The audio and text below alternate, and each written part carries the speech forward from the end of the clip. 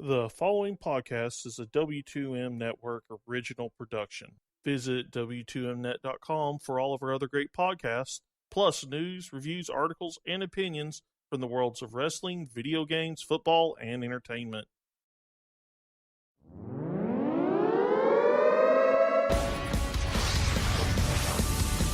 Wrestling to the Max Smackdown Review.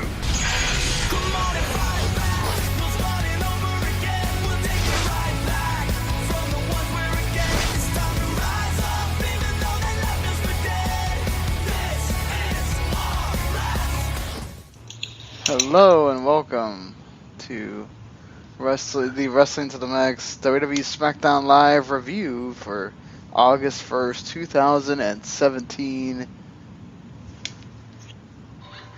And I am your host, Sean Garmer, and here with me is Mr. Harry Broadhurst.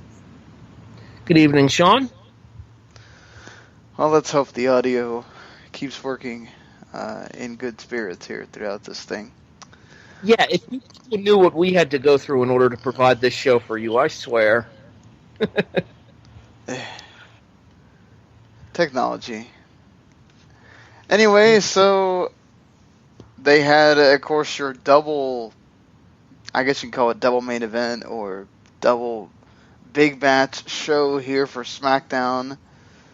And for the most part, they delivered on that promise. They bookended the shows with both those matches, and SmackDown might have finally got back to being the SmackDown that we know and love, at least for this episode.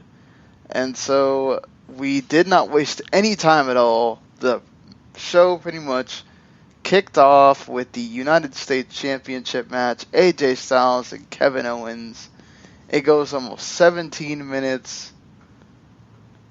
They did do the picture-in-picture with the commercials here as well, so you could see some of the action going on. I always get distracted with the commercials because there's no sound, so it's not always the easiest to see. Not to mention you kind of have to have eagle eyes because the in-screen action for what's going on SmackDown is so damn small, it's really difficult to pick it up. Oh, yeah. Exactly. I mean, it's better than not having it, but it's really small. Unless you have a really big TV, you're more or less screwed. Yeah, exactly. Agree totally there. So, you had quite a few near falls in this. Just some really, really good back and forth action. There was a rough bump that kind of made things take a turn as Owens hits a bunch of super kicks. And then Styles counters the pop-up powerbomb and gets a roll-up cradle for the win. Later, it's shown that Owens had his shoulder up. So later on, after the commercial, he goes and meets with Shane and Daniel Bryan backstage. He's angry, of course, that the referee missed him having the shoulder up. And so he yells and screams that he wants a rematch at SummerSlam. And he says he wants a referee that's not going to fall down at the first breath of wind, or pretty much that the ref's not going to get knocked out. And Daniel Bryan suggests that Shane McMahon be the referee. Of course, he has quite a few matches of experience to Shane McMahon in WWE lore. Kevin Owens, of course, is pissed because those two have an issue that dates back for a while on SmackDown, pretty much since Kevin Owens has been on SmackDown.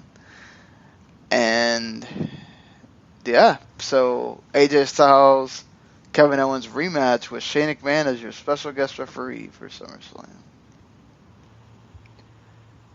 Just mere does it seem like a continuation on the slow burn to get to Kevin Owens and Shane McMahon one-on-one. I mean, the match should be... As long as Shane stays more or less out of the way until the finish happens, because we know the finish at SummerSlam's not going down without Shane getting involved somehow.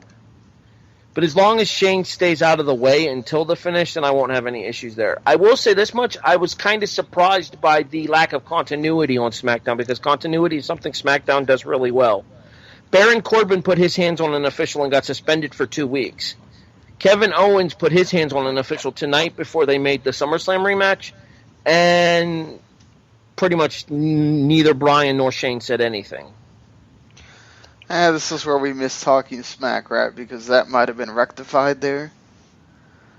Here, this is a place where if you don't mention it on SmackDown, and unless they do happen to do some kind of thing on the .com, which probably won't happen, it's not going to happen. I also think that it might have been we're going to let him do it because he rightfully got wronged here, whereas Baron Corbin didn't. Yeah, whereas Corbin popped the referee during Talking Smack while he was brawling with Sammy.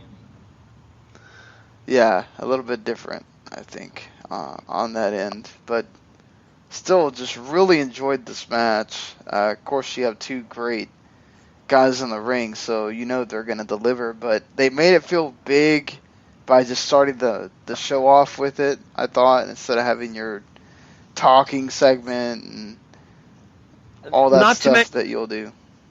Not to mention, I think these guys are kind of looking for singles match redemption after the rather lackluster performance given their standards at Battleground. Yeah, this was much better. I wouldn't call it, the great territory or whatever that their first match was, but still much higher standard. If we were talking star ratings, I'd say around 3.5 based on what we saw. Yeah, that's where I had it. But you definitely you should watch this though, especially because it sets up a match for something later down the line. Then after this we get some tag team segments here, one right after the other.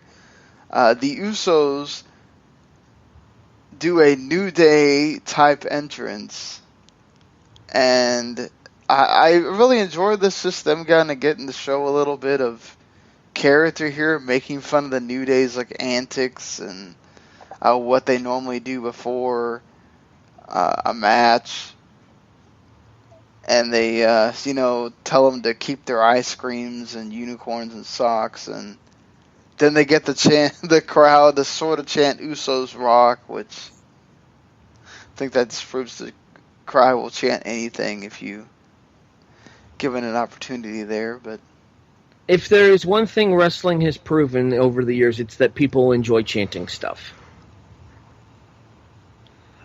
I did like the closing line for the promo there. The thing that you kind of mentioned, that the New Day could keep all of the frivolities, the ice cream bars, the cereal, the socks, the whatever else that they have. The Usos would take back the tag titles, and then they'd steal their catchphrase, and that's when they went into Usos Rock. I didn't see that. Also, I thought that, I think it was Jay's Big E impersonation was dead on. Yeah, it's funny. I do like that they basically are telling them to keep all that because that's not who they are, right? They're hard and serious, and they're gonna, do their thing their way. So I'm totally fine with that. They have no time for the New Day frivolities. They just want the belts back. Yep. They're here to just be like, it'd be interesting if it makes the New Day have to get serious. You think we see that? Or maybe they don't do the fun stuff? I end up getting some kind of stipulated match between these two teams at SummerSlam. I honestly wouldn't be surprised to see them go into a tornado tag match with no DQs at SummerSlam. That'd be great. I would love to see that. Let them just go at it. Be crazy. Yeah, I mean, given the fact that the Battleground match was the best thing on Battleground because these guys went balls to the wall for about 15 minutes there, I'd imagine you give them 10 to 15 minutes with a no disqualification stipulation at SummerSlam. These four guys will steal the show again. Very true. I mean, it's going to be hard to top what they did at Battleground, but if there's two teams that can do it, certainly they're up to the task there. If you remember when they did Raw versus SmackDown last year at Survivor Series, it was the interactions of these two teams that had a lot of people excited about a potential series of matches between them down the line. And sure enough, that's what we ended up getting with the Superstar Shakeup. Well, you knew that it would eventually had to happen. I mean, they don't have that many tag teams as it is, and they're all going to wind up facing each other. What few tag teams they do have, they're breaking up. Yeah, or they're putting single stars together. So, you know, it is what it is. That's how Vince does things. So we do have I love this because I am a huge fan of Twin Peaks. The new series has been very much Twin Peaks in so many ways. But so they advertise before the break that they are going to basically spoof Twin Peaks, calling it Fashion Peaks. They have Tyler Breeze show us the board, and the board has a Firewalk with Me reference, which is the prequel to the entire series. It's like a 2-hour movie that kind of sets everything up that was actually made after the first series, ironically. But what ties into wrestling, of course, is Kane having the Firewalk with Me, which also kind of goes along with his theme song from the Forcible Entry, I think, soundtrack. Slow Chemical by Finger 11. Yes, that. I always liked that theme song. Once he got that, I wanted to be my favorite. Likewise, especially back in it would have been around 2002, 2003 that he was using Slow Chemical. Was such a really good song. But so go ahead. You love this segment. Well, you're about to kind of explain more about it there. I was going to say here, you love this segment, so I'm going to go and let you be the one to describe this and everything here, because frankly, the references are over my head. I've never seen the show. Yeah, they do very well with the references, so I give them a lot of credit for that. It shows that they watch the show. That's very much appreciative. It's also just I just like the whole storyline of them, like continuing this on week after week and having ways to tie it into other things. These two are so good. I know that WWE's cutting back on original content on the network, but jeez, how good would it be if they had like a 15-minute show on the network? So anyway, go ahead. If Edge and Christian's second season doesn't happen, and rumors are that it's not, it would probably be cheaper to have them produce this green screen content with Dingo and Breeze, and you can do pretty much the same stuff you would do with like an Edge and Christian with these two. Yeah, and it's shorter, and probably wouldn't have to pay so many people to come in and do guest slots and all that kind of stuff. So they've already got two built-in co-stars in Connor and Victor. Yeah, that's very true. Plus, they can put up almost anyone else on the wall too. So they also had a Bella's Twin Peaks reference, which that's just them making fun of them being twins, and also Nikki having big boobs. What was the other part of the word? The Fandango missing thing is meant to be a spoof off of the Laura Palmer picture from Twin Peaks. There's another one that I can't place right this second. But the other reference go ahead. The other reference on the board was Tony Chimmel's picture. What did it say for? I don't remember. It was only shown for like 30. It was only shown for like 10 seconds. So basically, you have Breeze in the suit, like you would have Agent Cooper wear, and he's talking into the recorder, and it's the same name as the lady from Twin Peaks, which you never see. It's just him talking to the recorder, and it's named Diane. And then he's talking about how he thinks there's something happening. Fandango got kidnapped in Twin Peaks. The woman died, and that sets up the whole premise of the show. So obviously they can't go that route because Fandango's still alive. But then, go ahead. This isn't Lucha Underground. No one's allowed to die. Yeah, they're not going to have somebody eating somebody's head off. All right. So then they have Breeze basically talk about how he thinks it might be extraterrestrial or whatever. All of a sudden the lights go out. Fandango comes in. They also did a spoof on the intro to Twin Peaks as well. I should mention that. But they have Fandango come back as the midget, but he's obviously not a midget here, and he's speaking in a weird dialect like the guy does on the show. And then you have the laughing that happens in the Black Lodge from the Ascension. And, of course, nobody really speaks that much in the Black Lodge, so Breezango just acting crazy, that was funny. Fandango played that up to a T. It's so good, like just so good. All the stuff there, and just again, those two nailed it. They've nailed every single one of these spoofs that they've done. It's so much fun just to watch them, and it just brings up a little bit of levity to SmackDown. Like, it's not in the same vein as the Broken Hardy stuff that they kind of took that a little bit too super serious at times. This is good, and it doesn't have to be that lengthy. And what did you obviously not knowing anything from the show? Did you like the segment still? I mean, I'm obviously very entertained by what Tyler Breeze and Fandango are putting out there. I've been very entertained by it, and I wasn't a huge fan of the X-Files, but I thought the Fashion Files were hilarious. So, I mean, given their ability to work with whatever type of content they're given, I don't have any issues at all with the segments they're producing. I'd eventually like to see them have it pay off in the ring down the road. The question to that will be when and where will they have time to do it, because I don't think they'll have time to do it at SummerSlam. Yeah, we still don't know who destroyed their office or whatever, so that's something we'll eventually find out, I guess. Did you get the maple syrup on the logs reference? Because that was completely lost on me. Shoot. I think it was maple syrup. It might not have been. I don't know. Oh, that was because Agent Cooper loves coffee is a big thing in that show.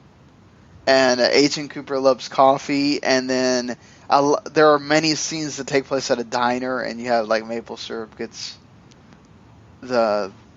poured on there, and things are seen in there in the maple syrup or whatever. Twin Peaks is kind of like X-Files before X-Files existed. So so after this, with the Fashion Peak 7, there's really nowhere to go from here. So you get Sami Zayn and Aiden English. Aiden English actually gets the crowd to chant "You suck" at him. So perhaps at least the singing part is working. And then this match lasts about a couple minutes. It's another sort of, it's there to have English win by roll up to make the other guy look bad, make Sami Zayn look bad here. And then you have Maria and Mike Kanellis arrive to sort of make fun of Sami Zayn losing while also tying it into their gimmick of loving each other somehow. I love Aiden English's character. I'm a huge fan of Sami Zayn. I've been probably more impressed than most by Mike Kanellis, Mike Bennett, from what I've seen of him. That being said, I don't think this segment really did anybody any favors, because English flukes a victory, Sammy looks dumb in defeat, and Mike and Maria cut arguably the worst promo that they've done since they've returned to the company. The promo was so short, it's like, This one was a swing and a miss for me. Yeah, it wasn't, it was kind of just there. I love Aiden English's character, though. The Drama King thing, he was doing this down in NXT, and it was fantastic there. And I thought even when he was doing it in NXT, it's something that would translate to the main roster. And sure enough, fans are starting to interact with the character on the main roster, and I'm glad to see that they're not just sitting on their hands. Like a good. It's so funny, like, how dumb characters get over on the main roster, but then the ones that you really think, oh my god, this is going to take off like crazy, they don't. Like, look at Elias, and... I'll make that comparison. I was going to say that the fact is that the Aiden English Drama King character is hitting like gangbusters on SmackDown, and Elias can barely get a reaction on Raw now. I was in the arena for Raw on Monday night, and the crowd was dead silent for the vast majority of Elias versus Kalisto, and Elias is from Pittsburgh. I'm talking about, like, for the singing thing, did they react, though? Not really, because you couldn't hear a damn word he was saying. Oh, well, it seems like they don't care about his matches, but they'll sort of react to him doing the song thing. Maybe which seems to be the same thing for Aiden English. Maybe it's a case of they're mic'd up better for home audio than they are for in-arena audio, but the vast majority, I know me and a lot of the people sitting around me could not hear what Elias was saying on Monday night. That's probably what it is they are mic'd up better on TV. It's possible that the lack of reaction during the songs for some of these guys is the fact that the crowd can't hear them. Yeah, maybe WWE needs to go back and figure that out. You'd think that somebody would go back and watch. But the problem is if you're watching on TV, you don't hear that problem. So that means they'd have to actually listen to the people that were in the audience, and do they do that? Or they'd have to do something like they used to do where they would send out producers to stand in the crowds during the shows. I'm surprised they still don't do that. I know that, and I find myself constantly mentioning this show, but Pritchard talks about it all the time, about the fact that he would go out into the crowds and stand amongst the people to see what they were talking about during the course of his show, to see what hit and what missed with them. Well, you know. That's back in the day. It sort of makes more sense. Now they don't really want to listen to that audience because they'll think it's the Smarks or something. But... So they have your women's segment here, which, a lot of people complained about how Raw really didn't have the women used much. SmackDown did not either. This was not a show for the women on this one. They get a 5-minute match here between Naomi and Becky Lynch against Carmella and Natalya. I thought this was, again, fine for what it was. Naomi doing the submission and then making Carmella tap kind of goes along with their little storyline of, well, okay, you can surprise me all you want, but I'm still going to kick your ass when it comes to in here. And Carmella also got overzealous and tagged herself in from Natalya, which didn't help her either. So, anything to say about the women here? Even indifferent match for me as well. It was just kind of there. Honestly, it was more or less background noise for me for tonight because I didn't have any real interest in it. I love Becky Lynch. I'm a big fan of Natalya. I think Carmella has tremendously improved since she's come up to the main roster. Naomi as champion doesn't do a whole lot for me, and I've kind of talked about the reasons why that is in the past. I don't know if I don't trust her. I don't trust her to stay healthy. I don't trust her to be able to carry the division because, in my opinion, there are better options to carry the women's division on SmackDown right now. Yeah, I would agree. It's not just that. It's like, every time we have a pay-per-view, it's Naomi's not defending the title. She talks a big game, but then it's just kind of like, all right, you're doing a lot of talking. It was impressively done tonight that she was able to counter the code of silence into the motorcycle clutch. I will give her credit for that. I will agree there. That move needs a name. That move needs something catchy. That move needs something that the fans can rally behind and start making signs for and stuff that they can show, because everybody knows how much Kevin doesn't like showing people's reactions and signs during the ends of matches. Speaking of signs, did you catch for the Rusev and Chad Gable match, there was a sign that read, "Go ethnic bad guy," because that's what you have here. I did not see that, but that's hilarious. That's what you have here for Rusev. I should mention that Jinder Mahal also gets an interview here before this match, but they really should have done it before the main event. They did show him in his suite before the main event, so that at least they had him on screen right before the number one contenders match. And he does mention that in the promo. He says that he doesn't really care who wins. He's basically asked if he has a preference, says he doesn't care. And it doesn't matter because he's going to be champion when he walks out of SummerSlam. All he gets when he walks down the street is xenophobia. And, well, he's just going to keep defeating their heroes and staying WWE champion. No one is going to beat him, pretty much. Chad Gable actually has a good match here with Rusev. You know, just two guys that can work. Put them out there. And, hey, you get something like this. So, Gable actually taps out to the Accolade. I'm glad that Rusev actually won because, man, he really needed one after this thing with Cena at Battleground was just the drizzling shits. And then we find out the reason that Rusev won is because he goes from one patriotic guy to the next one in Randy Orton. I don't know if I would call Orton patriotic. They've tried to make him be.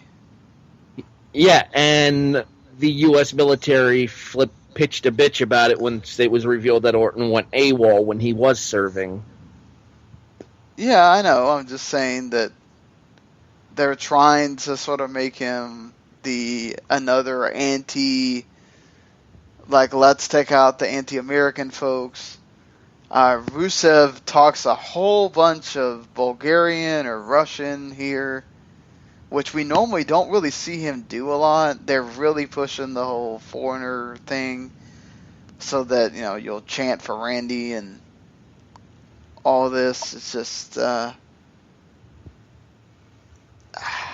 don't know. I'm just not really enthused by this feud. That RKO was not out of nowhere. I saw that RKO coming a mile away. I think everybody could have seen that RKO coming a mile away. I'm not really enthused by this feud at all. I look forward to the match because I think the two of them could have a really good match. And I actually have a very, very bold statement to make right here.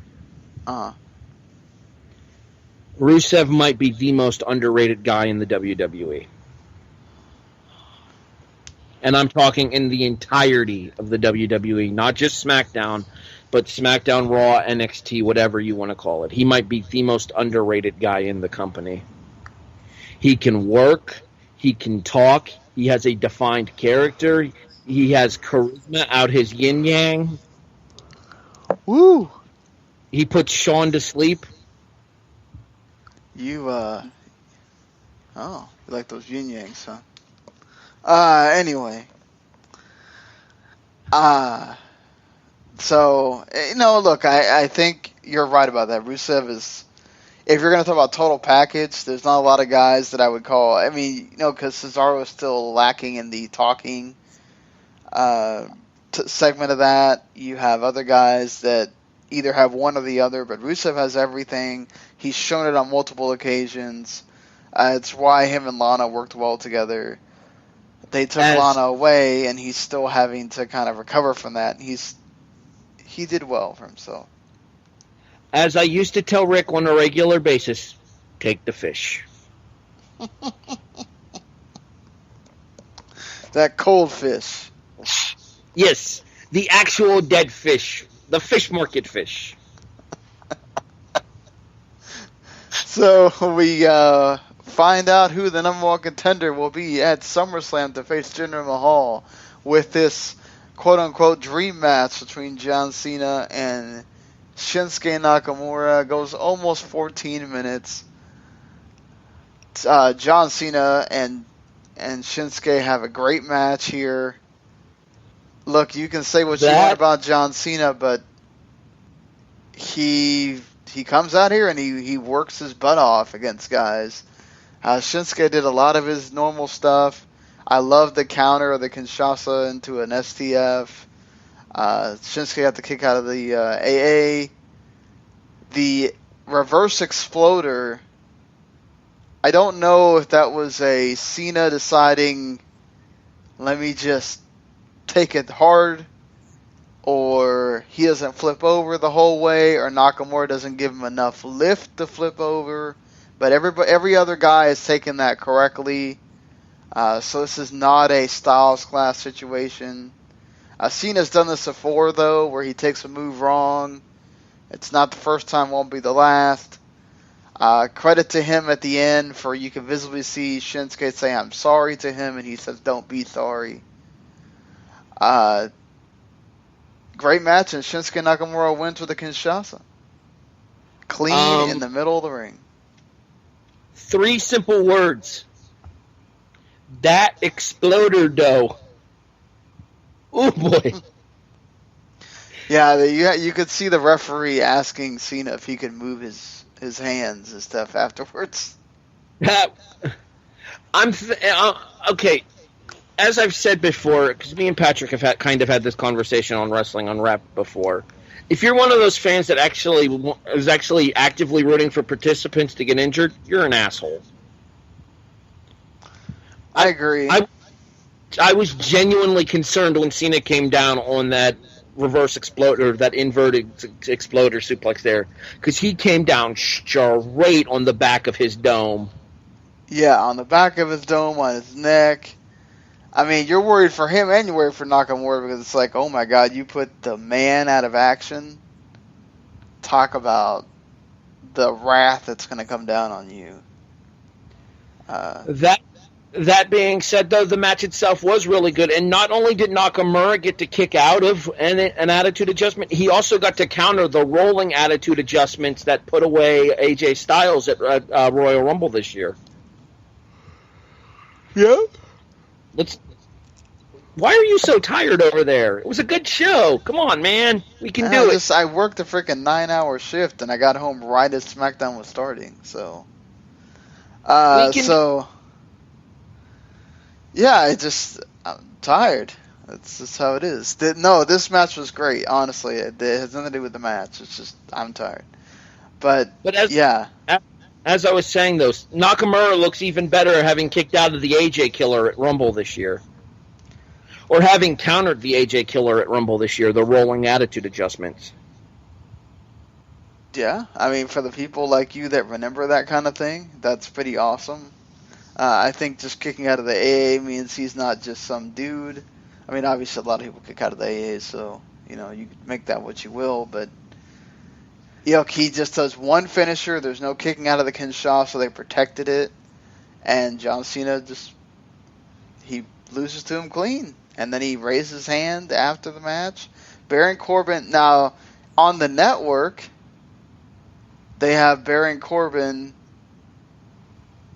come out to try to attack Nakamura, or he does anyway, but John Cena comes in and makes a save, and then he does an AA to Corbin through the table.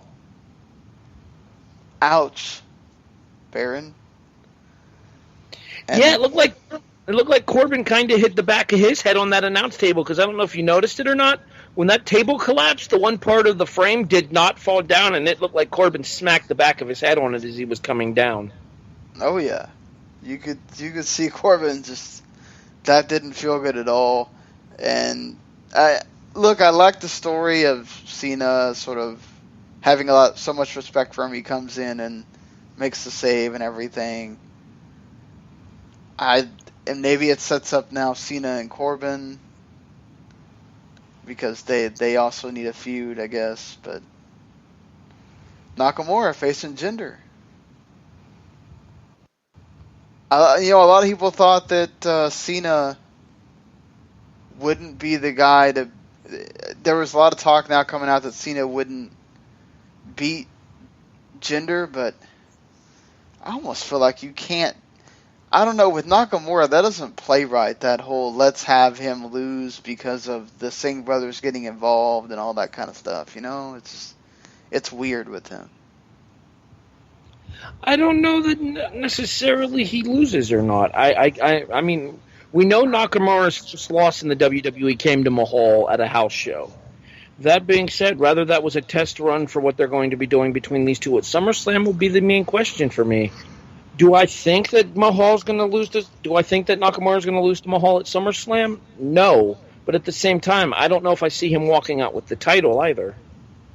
Yeah, it'd be hard for me to think he walks out with the title. I mean, they are resetting things, it seems like, after SummerSlam, so perhaps you have Shinsuke have that run just to have a different feeling going into post-SummerSlam SmackDown. But, man, this is one of those that's difficult to call. I think also I feel like Nakamura, even though he did beat Cena and everything, I just kind of want to do a little bit more for you, just give him the title. Yeah, I know these title runs don't mean as much as they used to, especially with the brand being split and all, but that's just my feeling on it. Really hard to argue with what we got, though.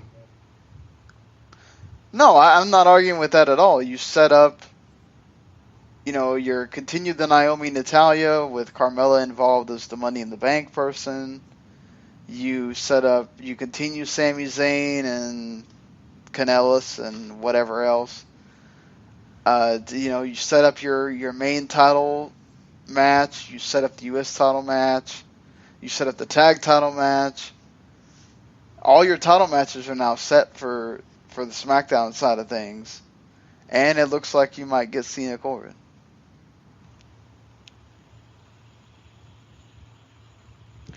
So, how do you feel about the overall show rating for SmackDown?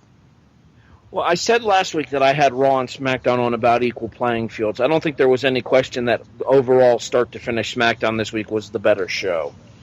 I gave Raw a 6, but a lot of that had to do with the fact that I had the live experience as well, and I think that elevates it here. I would say SmackDown this week was a solid 8. I'll go 7.5.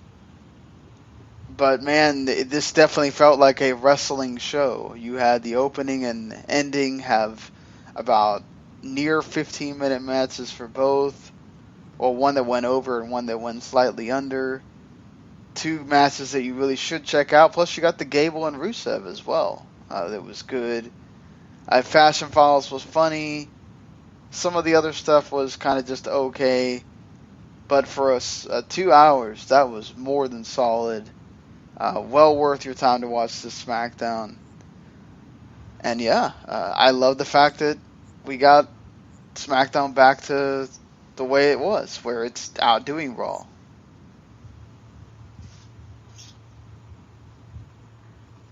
Anything else to add? No, definitely a step in the right direction. A pair of SmackDowns that are a step in the right direction, given how disappointing I think a lot of people found Battleground to be. The build to SmackDown for SummerSlam so far has been top-notch.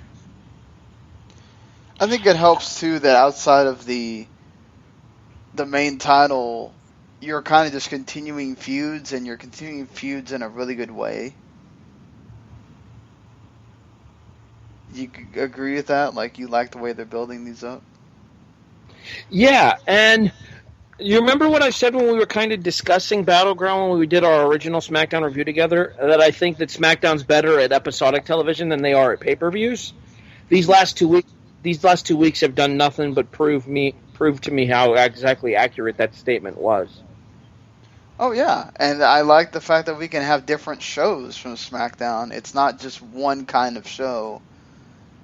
These 2 weeks are a microcosm of that. You got more story, I feel like, in the previous show, and this one was much more about the in-ring action, and I like that. I like that you can have the variety.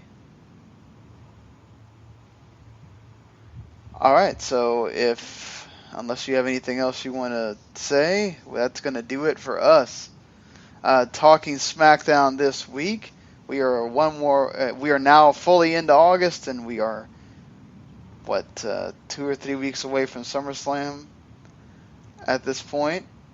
Things are charging along for that show. Of course, if you enjoyed what you heard here, let us know. You can hit that subscribe button, whether it's at Wrestling to the Max, where you get all of our Wrestling to the Max stuff, or just the W2M Network, where you get everything that we do, including Harry's Wrestling and Rap show, which they did 2 episodes this week. Spoiler! They don't need to know it was pre-tape.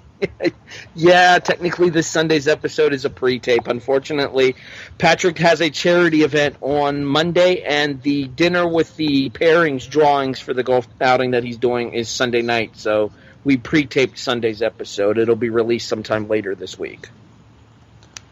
See? That's always... It's nice to let people know that they can look forward to 2 Wrestling on Wraps, because you guys do such a good job that, your listeners will be happy to get 2 episodes from you. So, being said, go ahead. We covered PWG's DDT4 2015, which is this Sunday's episode, and then this next Sunday's episode, the one that is pre-recorded, is the beginning of our August attack on August of 1998, where we handle ECW's Heatwave. Still to come in August for us, we're going to handle WCW's Road Wild 98, as well as the Highway to Hell SummerSlam as well. Wow, so you have a big slate ahead for Wrestling and Rap. Going to be fun to listen to those shows. Of course, always check out our dear friend Robert Taylor doing the MMA to the Max. He does a wonderful job with his cousin Joe Hudson there. And, of course... just keep listening and help us out. Go to W2Mnet.com to read all that we do. And until next week, where we talk more SmackDown. See you later.